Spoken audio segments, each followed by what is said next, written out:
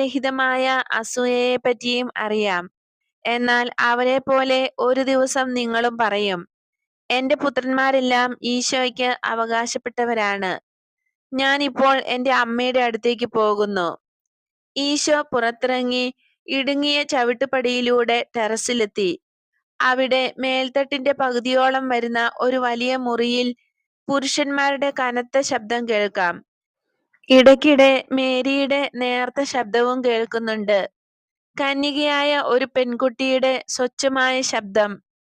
വർഷങ്ങൾ എത്ര കഴിഞ്ഞിട്ടും അതിന് മാറ്റമൊന്നും വന്നിട്ടില്ല. ഉണ്ണീശോയ്ക്ക് താരാട്ട് പാടിയ അതേ ശബ്ദം. ഇതാ ഞാൻ കർത്താവിന്റെ ദാസി എന്ന് പറഞ്ഞ അതേ ശബ്ദം. മാതാവ് പറയുകയാണ്, എന്റെ മകനാണ് എന്റെ ഭവനം. നസ്രത്തിൽ നിന്ന് ദൂരെയായിരുന്നാലും അവൻ കൂടെയുണ്ടെങ്കിൽ പിന്നെ എനിക്ക് വിഷമമില്ല.